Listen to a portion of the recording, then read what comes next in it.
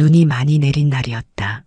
2002년 겨울, 금강산은 하얀 눈으로 뒤덮여 있었고 나는 여느 때와 같이 관광객들을 맞이할 준비를 하고 있었습니다. 내 이름은 고세련, 28살의 금강산 관광 안내원입니다. 매일 아침 같은 옷을 입고 같은 머리를 하고 같은 화장을 합니다. 그리고 말투도 걸음걸이도 표정도 모두 똑같죠. 우리는 그렇게 교육받았으니까요. 오늘은 서울에서 오는 관광객들입니다. 모두 자리에 배치되세요. 조장의 목소리가 들려왔습니다. 나는 거울을 보며 옷매무새를 단정히 했습니다. 검은색 치마와 흰색 블라우스, 그리고 빨간 넥타이. 머리는 항상 뒤로 묶어야 합니다. 미소는 적당히, 눈빛은 단호하게. 그것이 우리가 배운 모든 것이었습니다. 버스가 도착했고 관광객들이 하나둘씩 내렸습니다. 모두 설레는 표정이었죠. 남쪽 사람들에게 금강산은 신비로운 곳이니까요. 오랫동안 올 수 없었던 곳이니까요. 안녕하십니까? 금강산 관광 안내를 맡은 고세련입니다. 기계처럼 인사를 했습니다. 그때 한 가족이 내 시선을 끌었습니다. 휠체어에 앉은 노부부와 그들을 돌보는 중년 남성. 그의 이름이 박진섭이란 것은 나중에 알게 되었습니다. 그는 38살로 부모님을 모시고 금강산에 왔다고 했죠. 어머니, 아버지 조심하세요. 길이 미끄러워요. 진섭은 참 따뜻한 목소리를 가진 사람이었습니다. 부모님을 대하는 모습이 너무나 자연스럽고 사랑스러웠죠. 나는 그런 모습을 본 적이 없었습니다. 우리는 항상 국가와 지도자에 대한 충성을 배웠지. 가족 간의 따뜻한 사랑을 보여주는 법은 배우지 않았으니까요. 관광 일정이 시작되었고 나는 기계적으로 설명을 이어갔습니다. 금강산의 역사, 지형, 문화적 의미까지 모든 것이 미리 정해진 스크립트대로였죠. 그런데 진섭의 아버지가 갑자기 말을 꺼냈습니다. 저 산 너머가 우리 고향이었어. 그 순간 노인의 눈에서 하염없이 눈물이 흘러내렸습니다. 그의 아내도 손수건으로 눈물을 닦았습니다. 나는 할 말을 잃었습니다. 스크립트에 없는 상황이었으니까요. 진섭이 부모님의 손을 잡았습니다. 괜찮아요, 어머니, 아버지. 이렇게라도 가까이 오게 되었잖아요. 그 모습을 보며 내 가슴 한구석이 뜨거워지는 것을 느꼈습니다. 뭐라고 말해야 할지 몰라 그냥 서 있었죠. 그때 진섭이 내게 다가와 작게 말했습니다. 안내원님, 여기까지 와주셔서 고맙습니다. 부모님께 큰 선물이 되었어요. 처음으로 누군가가 나를 사람으로 대해준 것 같았습니다. 안내원이 아닌 한 사람으로서요. 그 순간부터 무언가가 달라졌습니다. 나는 진섭의 가족을 특별히 신경 썼고 그들도 내게 친절하게 대해주었죠. 여행은 닷새 동안 이어졌습니다. 그동안 진섭과 나는 종종 작은 쪽지를 주고받았습니다. 처음에는 단순한 안내였지만 점차 따뜻한 응원과 소소한 농담으로 바뀌어갔죠. 감시의 눈을 피해 전한 쪽지들이었습니다. 내가 사람임을 일깨워준 소중한 메시지들. 마지막 날 진섭은 작은 종이를 내게 건넸습니다. 웃으세요. 사람 냄새 나는 당신이 참 좋았습니다. 그 말이 내 인생을 바꿔놓을 줄은 그때는 몰랐습니다. 금강산 관광이 중단된 후 나는 원산 문화선전부로 자천됐습니다. 지도자를 찬양하는 행사를 기획하고 선전물을 만드는 일이었지요. 삶은 다시 회색빛이 되었습니다. 매일 같은 일상, 감시의 눈길, 고립된 생활. 한때 느꼈던 그 작은 온기는 멀리 사라진 것만 같았어요. 사무실 책상에 앉아 선전 문구를 만들면서도 내 마음은 언제나 다른 곳에 있었습니다. 남쪽에서 온 그 사람들, 특히 진섭의 따뜻한 미소가 자꾸만 떠올랐어요. 그들은 지금 어떤 삶을 살고 있을까 하는 생각도 들었습니다. 자유롭게 말하고, 자유롭게 웃고, 자유롭게 울 수 있는 세상에서 말이죠. 밤이면 몰래 밀수된 라디오를 켰습니다. 남쪽의 노래를 들으며 눈물이 흘렀죠. 그 노래들은 너무나 자유로웠고 감정이 넘쳤어요. 우리가 듣는 노래들과는 너무 달랐습니다. 창밖으로 보이는 어두운 하늘 아래 나는 종종 속삭였습니다. 거기 가면 진짜 사람처럼 살 수 있을까? 진섭이 준 쪽지는 항상 내 지갑 깊숙이 있었습니다. 누구에게도 보여줄 수 없는 하지만 늘 함께 있어야 하는 보물 같은 것이었죠. 그 쪽지를 볼 때마다 가슴 한켠이 따뜻해졌습니다. 사람 냄새 나는 당신. 내가 그렇게 보였을까요? 정말 나에게서 사람 냄새가 났을까요? 탈출을 결심한 건 어느 추운 겨울날이었습니다. 또 다른 선전 행사를 준비하다 문득 깨달았어요. 이렇게 평생을 살 수는 없다고. 그저 국가의 부품으로 기계처럼 움직이는 인형으로 살 수는 없다고 말이죠. 두만강을 넘기로 했습니다.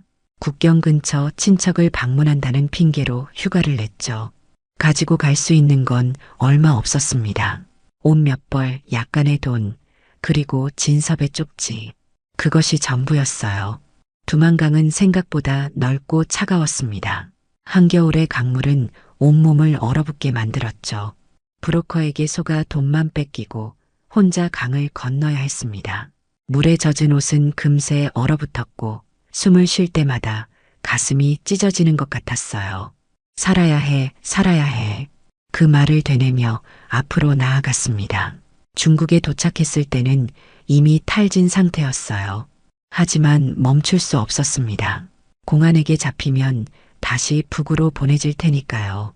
숨어 다니며 때로는 구걸하며 때로는 일용직 노동을 하며 남쪽으로 향했습니다. 라오스, 미얀마를 거쳐 마침내 태국에 도착했을 때는 이미 피골이 상접해 있었습니다.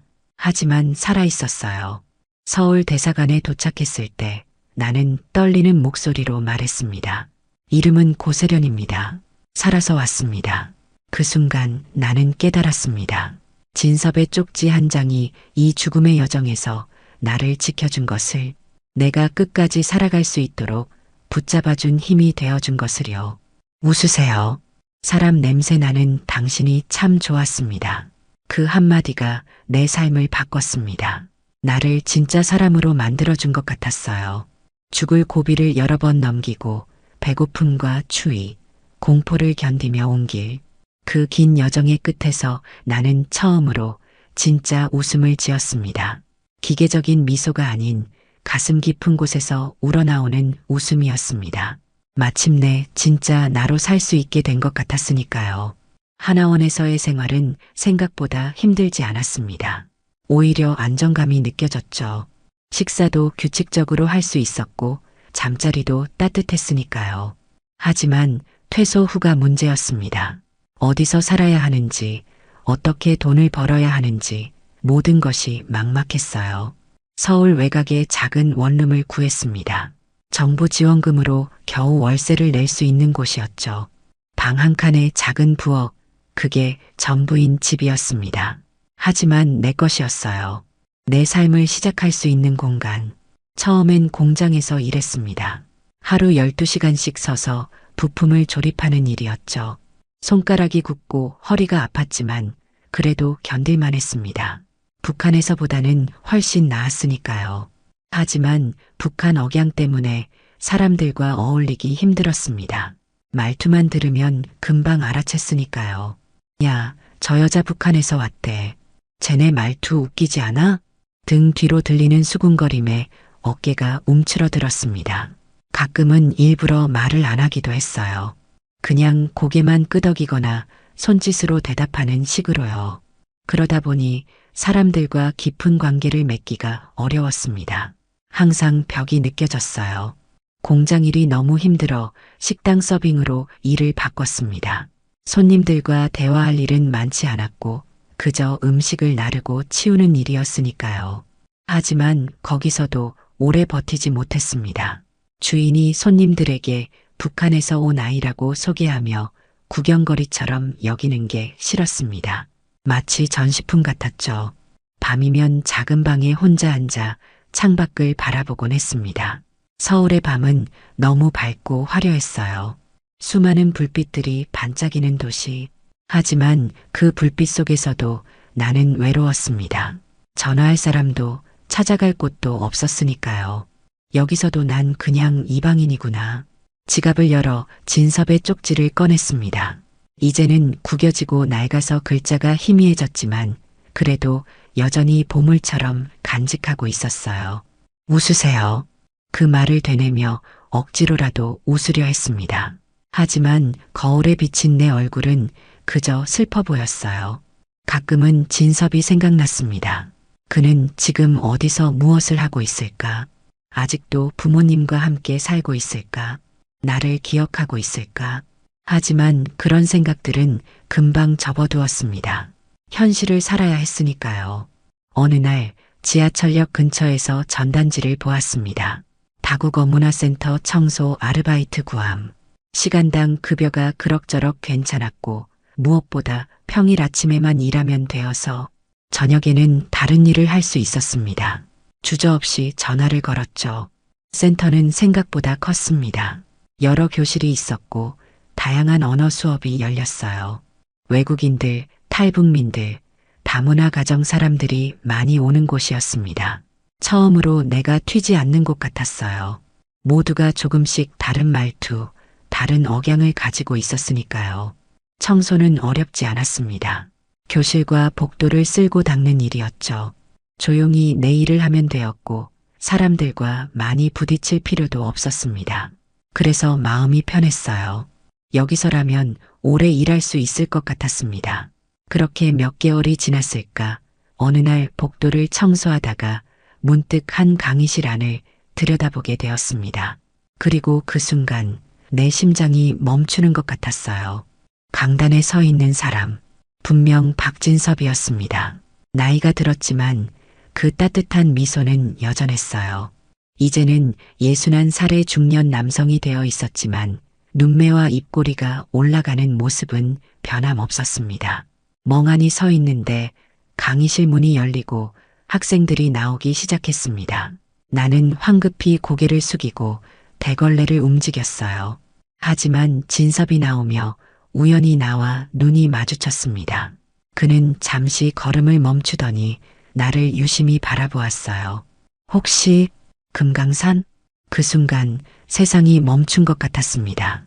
이름을 불리는 순간 온몸이 굳어버렸습니다. 머릿속이 새하얘졌어요. 어떻게 대답해야 할지, 무슨 표정을 지어야 할지 알 수 없었습니다. 10년도 넘는 세월이 흘렀는데 어떻게 나를 알아본 걸까요? 맞아요. 저 고세련입니다. 떨리는 목소리로 대답했습니다. 진섭의 눈이 커졌습니다. 놀라움과 기쁨이 뒤섞인 표정이었죠. 정말이네요. 세련 씨, 여기서 뵐 줄은 정말 몰랐습니다. 우리는 센터 근처 작은 찻집에 앉았습니다. 진섭은 내게 차를 권하며 웃었습니다. 그 미소는 여전히 따뜻했어요. 언제 한국에 오셨어요? 7년 전이요. 두만강을 건너왔습니다. 많이 힘드셨겠네요. 진섭의 목소리에는 진심 어린 걱정이 담겨 있었습니다. 나는 고개를 끄덕였습니다. 힘들었다는 말로는 부족했지만 그 이상을 말할 필요는 없었죠. 지금은 센터에서 청소 일을 하고 있어요.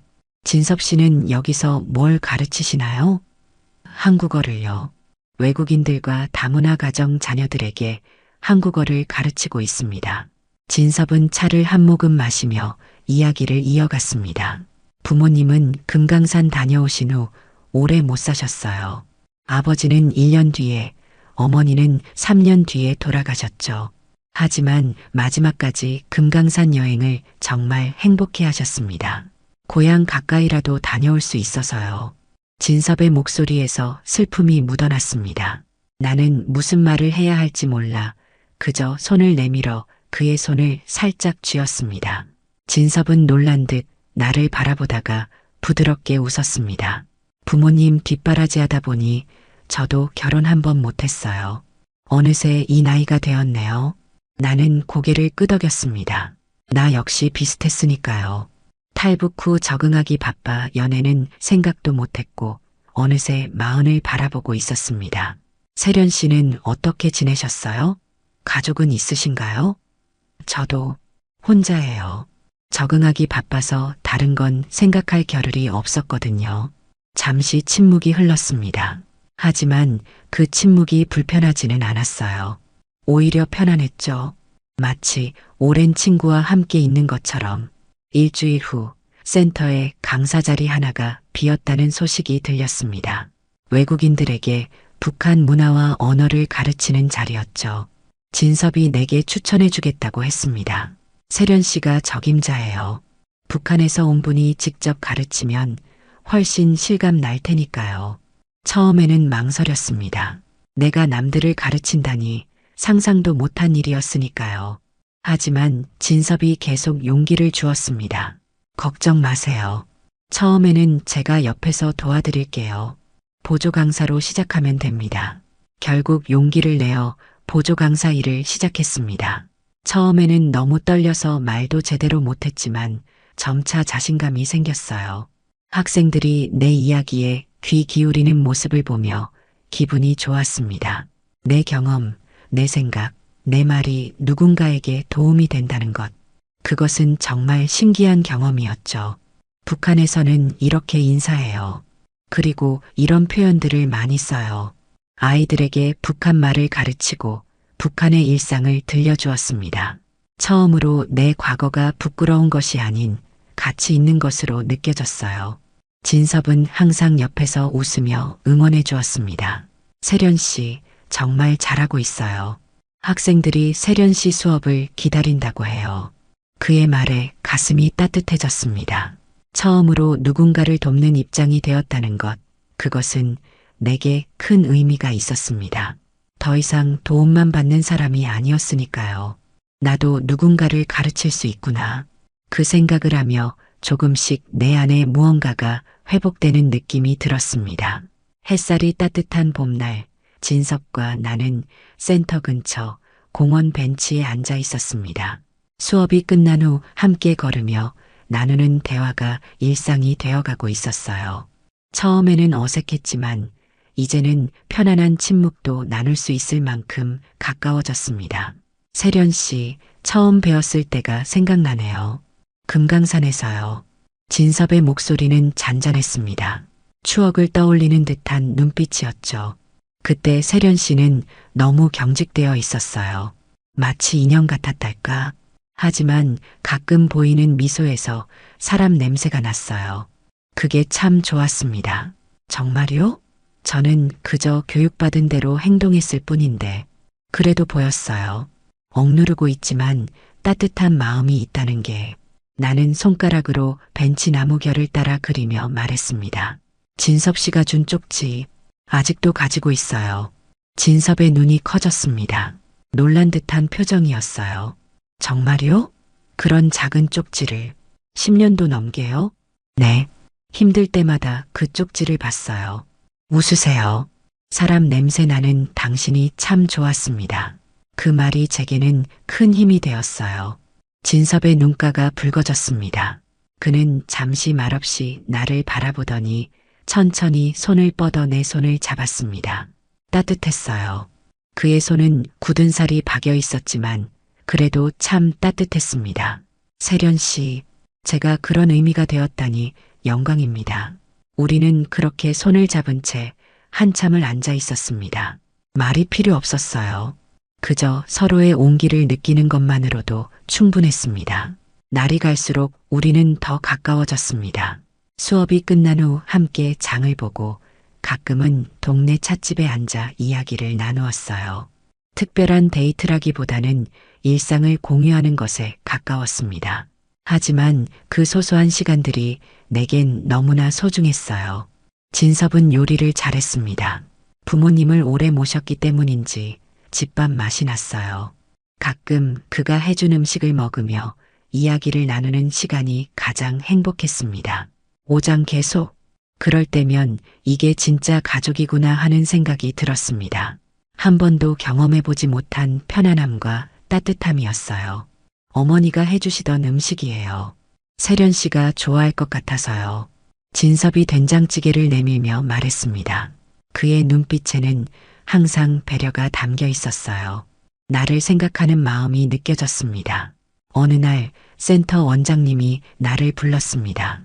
보조 강사가 아닌 정식 강사로 일해보지 않겠냐는 제안이었어요. 북한 문화와 언어를 가르치는 전담 교사로 말이죠. 진섭 씨가 많이 추천해 주셨어요. 학생들 반응도 좋고요. 떨리는 마음으로 수락했습니다. 내가 정식 교사라니 상상도 못한 일이었어요. 첫 수업날 진섭이 교실 뒤에서 엄지손가락을 들어 보였습니다.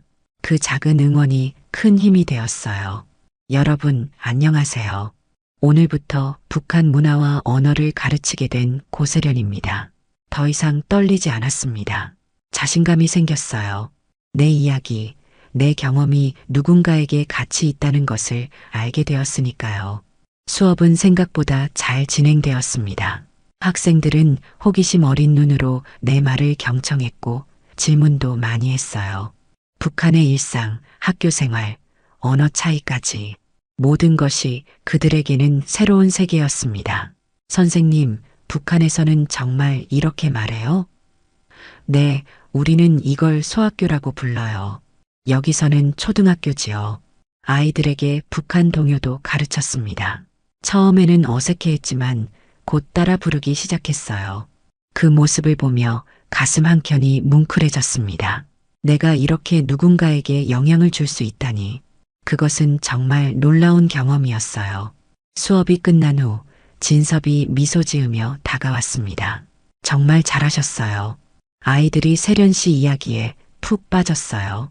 그의 칭찬에 얼굴이 붉어졌습니다. 아직 칭찬에 익숙하지 않았거든요. 북한에서는 칭찬보다 비판이 더 많았으니까요. 다 진섭 씨 덕분이에요.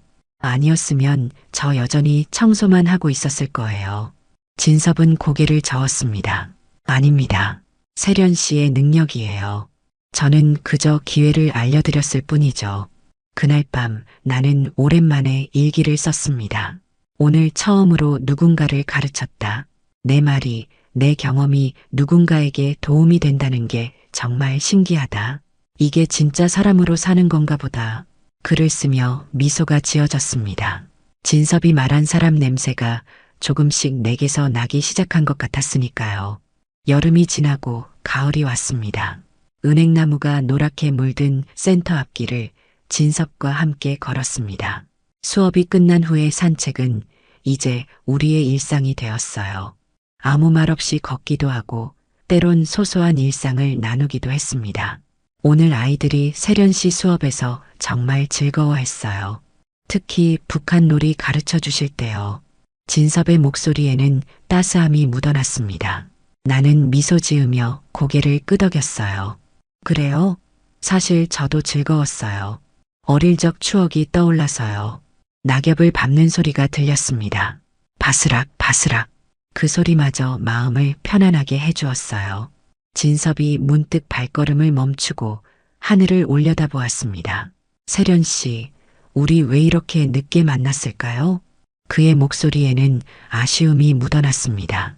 나는 잠시 생각하다 답했어요. 그렇게라도 만났으니까 다행이죠. 진섭이 내 눈을 바라보며 미소 지었습니다. 그 눈빛에는 말로 표현할 수 없는 무언가가 담겨 있었어요. 이해와 공감, 그리고 따뜻함. 처음으로 누군가와 이렇게 깊이 연결된 느낌이 들었습니다. 세련 씨와 함께 있으면 참 편하네요. 마치 오랜 친구처럼 많이, 그보다 더 깊은 무언가처럼요. 나도 같은 마음이었습니다.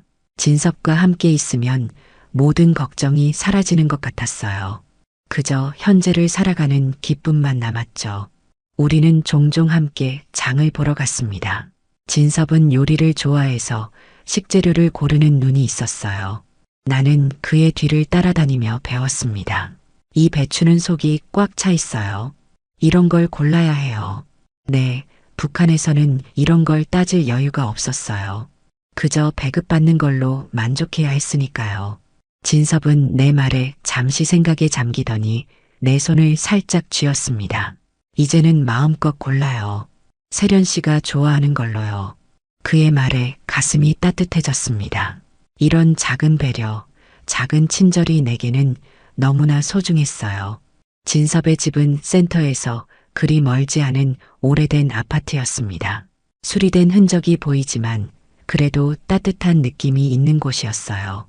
처음 그곳에 초대받았을 때 긴장했던 기억이 납니다. 여기서 부모님과 함께 살았어요. 지금은 저 혼자지만요. 벽에는 진섭의 부모님 사진이 걸려 있었습니다. 따뜻한 미소를 짓고 있는 노부부의 모습이었어요. 금강산에서 만났을 때와 비슷한 모습이었습니다. 부모님이 정말 따뜻해 보이시네요. 네, 저한테 늘 사랑을 주셨어요.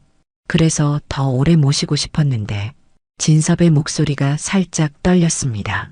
나는 조용히 그의 어깨에 손을 얹었어요. 말보다 온기가 필요한 순간이라고 생각했으니까요. 시간이 흐르며 우리는 더 깊은 이야기를 나누게 되었습니다. 가끔은 미래에 대한 이야기도 했어요. 사실 결혼 같은 건 생각해 본 적 없었어요. 나이도 있고 상황도 그렇고. 진섭이 조심스럽게 말을 꺼냈습니다. 나도 비슷한 마음이었어요. 저도요. 탈북자로 살아가기도 바빴으니까요. 하지만 그 말을 하면서도 가슴 한편에서는 아쉬움이 느껴졌습니다. 만약 우리가 조금 더 일찍 만났다면, 조금 더 다른 상황이었다면 어땠을까 하는 생각이 들었어요. 하지만 이렇게 함께 있는 것만으로도 충분히 행복해요. 진섭의 말에 고개를 끄덕였습니다. 그래요. 이만으로도 충분히 행복했습니다. 결혼이나 다른 형태가 아니어도 우리는 이미 서로에게 특별한 존재였으니까요. 부부보다 더 깊은 정이 있는 것 같아요. 진섭의 말에 웃음이 나왔습니다. 조금은 서글프지만 그래도 따뜻한 웃음이었어요. 그는 내 손을 잡아 자신의 가슴에 올려놓았습니다. 여기 가슴이 따뜻해지는 느낌. 이게 세련 씨가 내게 주는 거예요. 그 말에 눈물이 핑 돌았습니다. 나 역시 같은 마음이었으니까요. 진섭은 내게 안정감을 주었고 처음으로 집이라는 느낌을 갖게 해주었습니다. 그것은 어떤 형태의 관계보다도 소중한 것이었어요. 가을이 깊어가는 어느 날 우리는 단풍이 물든 공원을 걷고 있었습니다. 빨갛고 노란 낙엽들이 발밑에서 바스락거렸어요. 공원 한쪽에는 노인들이 바둑을 두고 있었고 다른 쪽에서는 아이들이 뛰어놀고 있었습니다. 참 평화롭네요. 진섭이 말했습니다. 나는 고개를 끄덕였어요. 북한에 있을 때는 상상도 못했던 일상이었습니다. 이렇게 자유롭게 걷고 말하고 웃을 수 있다는 것. 그것이 얼마나 큰 행복인지 새삼 느꼈어요. 우리는 공원 벤치에 앉았습니다. 진섭이 가방에서 보온병을 꺼내 따뜻한 차를 따랐어요. 연한 녹차 향이 코끝을 스쳤습니다. 어머, 준비해 오셨네요. 오늘 따뜻한 날이 될 것 같아서요. 그의 배려에 마음이 따뜻해졌습니다. 이런 작은 것들이 모여 일상의 행복을 만들어주는 것 같았어요. 벤치 옆으로 동네 할머니 한 분이 지나가셨습니다. 우리를 보시더니 미소 지으며 말씀하셨어요. 두 분 참 보기 좋네요. 오래된 부부 같아. 할머니의 말씀에 나는 살짝 당황했지만 진섭은 웃으며 고개를 끄덕였습니다. 할머니가 지나간 후 진섭이 내게 말했어요. 이만하면 부부보다 낫지 않아요? 나는 미소 지으며 대답했습니다. 그런 것 같아요. 누구보다 나를 오래 믿어준 사람, 그게 진섭 씨잖아요. 진섭의 눈빛이 따뜻해졌습니다. 그는 내 손을 잡았어요. 따뜻했습니다. 봄날의 햇살처럼 따뜻한 손이었죠. 세련 씨, 앞으로도 이렇게 함께 있을 수 있을까요? 진섭의 목소리는 조용했지만 단단했습니다. 나는 고개를 끄덕였어요. 그럼요. 이제 어디 가지 않을 거예요. 그의 손을 꼭 쥐었습니다. 그것은 약속이었어요. 서로를 지키겠다는, 함께하겠다는 조용한 약속. 센터로 돌아가는 길, 동네 사람들이 우리에게 인사를 건넸습니다. 이제는 모두가 우리를 알고 있었어요. 센터 선생님들이라고. 그 소속감이 참 좋았습니다. 세련 씨, 오늘 저녁 뭐 드실래요? 진섭 씨가 해주는 김치찌개 먹고 싶어요. 그럼 장 보러 갈까요? 오늘은 제가 특별히 맛있게 해드릴게요. 함께 걸으며 일상의 대화를 나누는 것. 그것이 얼마나 소중한 일인지, 얼마나 행복한 일인지 새삼 깨달았습니다. 탈북 후 처음으로 내 자리가 생긴 것 같았어요. 내가 있어야 할 곳, 내가 속한 곳. 저녁 식사를 마치고 진섭의 집 발코니에 앉아 밤하늘을 바라보았습니다. 가을의 밤하늘은 유난히 맑아서 별들이 선명하게 보였어요. 저 별들, 북한에서도 똑같이 보였을까요? 그럼요. 하늘은 어디서나 같으니까요. 진섭이 내 어깨에 살짝 손을 얹었습니다. 그 무게가 참 편안했어요. 사람 사는 건 옆에 누가 있느냐, 그게 다인 것 같아요. 진섭의 말에 깊이 공감했습니다. 그래요. 결국 인생은 함께하는 사람이 전부인지도 모르겠습니다. 그 사람이 나에게는 진섭이었고 진섭에게는 내가 되어준 것 같았어요. 우리는 그렇게 서로에게 기대어 앉아 별을 바라보았습니다. 말이 필요 없는 순간이었어요. 그저 옆에 있다는 것, 그것만으로도 충분했으니까요. 집으로 돌아가는 길, 진섭이 내 손을 잡았습니다. 처음으로 사람들 앞에서 손을 잡은 순간이었어요. 조금 부끄럽기도 했지만 그래도 행복했습니다. 오늘부터는 이렇게 당당하게 함께 걸어요. 우리는 서로에게 가장 소중한 사람이니까요. 진섭의 말에 고개를 끄덕였습니다. 그래요. 이제는 숨길 필요가 없었어요. 우리의 관계가 무엇이든 우리는 서로에게 특별한 존재였으니까요. 센터 강당이 아이들의 웃음소리로 가득 찼습니다. 오늘은 다문화 센터 아이들 장기자랑 날이었습니다. 나는 분주히 움직이며 아이들 머리를 묶어주고 옷 매무새를 챙겨주었어요. 진섭은 뒤에서 조용히 무대 세팅을 도와주고 있었습니다. 선생님, 저 떨려요. 베트남에서 온 지민이가 내 손을 꼭 잡았습니다. 나는 미소 지으며 그의 어깨를 토닥였어요. 괜찮아, 지민아. 그냥 우리가 연습한 대로만 하면 돼. 선생님이 앞에서 응원할게. 아이의 눈이 반짝였습니다. 나는 다른 아이들에게도 용기를 북돋아 주었어요.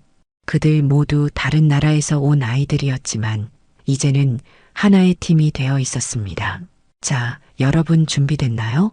우리가 연습한 철길 넘어 봄이 와요 노래예요. 모두 함께 힘차게 불러봐요.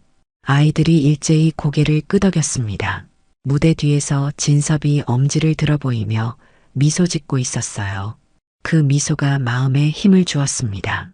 사회자의 안내에 따라 아이들이 무대에 올랐습니다. 처음에는 떨리는 모습이었지만 곧 자신감 있게 노래를 부르기 시작했어요. 철길 넘어 봄이 와요. 꽃이 피고 새가 울어요. 아이들의 맑은 목소리가 강당에 울려 퍼졌습니다. 나는 무대 앞에서 박자를 맞춰주며 아이들을 응원했어요. 진섭은 관객석에 앉아 조용히 박수를 치고 있었습니다. 노래가 끝나고 아이들이 인사를 하자 큰 박수가 터져 나왔습니다. 아이들의 얼굴에 환한 미소가 피어났어요. 나도 모르게 눈시울이 붉어졌습니다. 이 아이들이 자라는 모습을 지켜볼 수 있다는 것, 그것이 얼마나 큰 행복인지 새삼 깨달았어요. 장기자랑이 끝나고 진섭이 내게 다가왔습니다. 세련 씨, 정말 수고 많았어요. 아이들이 정말 잘했어요. 네, 다들 열심히 연습했으니까요. 진섭 씨도 많이 도와주셔서 고마워요. 우리는 함께 센터를 정리하고 집으로 향했습니다. 저녁 노을이 지는 골목길, 진섭이 문득 발걸음을 멈추고 말했어요. 세련 씨, 이젠 그때 금강산보다 더 좋은 것 같아요. 왜요? 그땐 그쪽 산만 보고 있었는데 지금은 내 옆을 보거든요. 진섭의 말에 가슴이 따뜻해졌습니다. 그의 눈빛은 진심이 담겨 있었어요. 나는 미소 지으며 그의 손을 잡았습니다. 저도 그래요. 이제는 옆을 볼 수 있어서 행복해요. 우리는 소리 없는 미소를 나누며 걸었습니다. 작은 원룸 앞에 도착했을 때 진섭이 내 손을 꼭 쥐었어요. 오늘 저녁 함께 먹어요. 그럴까요? 뭐 해 먹을까요? 오늘은 제가 특별히 비빔밥을 준비했어요. 세련 씨가 좋아하는 거. 진섭의 배려에 마음이 따뜻해졌습니다. 우리는 작은 식탁에 마주 앉아 비빔밥을 나눠 먹었어요. 소박하지만 따뜻한 저녁 식사였습니다. 맛있어요. 진섭 씨는 정말 요리를 잘하네요. 다 세련 씨 덕분이에요. 누군가를 위해 요리한다는 게 이렇게 행복한 일인 줄 몰랐어요. 창밖으로 보이는 하늘은 어느새 어두워지고 별들이 하나둘 빛나기 시작했습니다. 우리는 작은 창가에 앉아 별을 바라보았어요. 세련 씨 생각해보니 우리 참 긴 여정을 함께 했네요. 금강산에서 만나 여기까지. 네, 정말 긴 여정이었어요. 하지만 이제는 좋은 곳에 도착한 것 같아요. 진섭이 내 어깨에 팔을 둘렀습니다. 그 온기가 참 편안했어요. 앞으로도 함께 걸어요. 천천히 하지만 꾸준히. 나는 고개를 끄덕였습니다. 그래요. 우리는 이제 함께 걸어갈 것입니다. 어디로 가든 무슨 일이 있든 서로를 의지하며 말이죠. 그날 저녁 작은 원룸에서 우리는 따뜻한 시간을 보냈습니다. 특별한 일은 없었지만 그래도 충분히 행복했어요. 사람 사는 게 다 그런 거니까요. 특별한 순간보다는 소소한 일상이 모여 행복을 만드는 것. 그리고 그 일상을 함께할 사람이 있다는 것. 창밖으로 봄날의 기운이 느껴졌습니다. 아직은 쌀쌀한 저녁이지만 그래도 봄이 오고 있다는 걸 알 수 있었어요. 철길 너머로 봄이 오듯 우리의 인생에도 새로운 봄날이 찾아온 것만 같았습니다. 진섭과 나는 침묵 속에서도 서로를 이해하는 법을 배웠습니다. 말보다 따뜻한 눈빛으로 손길로 마음을 전하는 법을요. 그것이 어쩌면 가장 깊은 교감일지도 모릅니다. 그날 밤 작은 봄날 같은 하루가 흘러갔습니다. 우리의 소소한 일상, 그 평범함 속에 담긴 특별한 행복을 느끼며 잠이 들었어요. 그리고 내일도 모레도 그 다음 날도 우리는 계속 함께할 것입니다. 철길 넘어 봄날이 오는 것처럼 서로에게 따뜻한 봄이 되어주면서요. 이야기가 재미있으셨나요? 좋아요와 구독으로 응원해 주시면 더 많은 감동적인 이야기로 찾아뵙겠습니다. 여러분의 작은 관심이 저에게는 큰 힘이 됩니다. 감사합니다.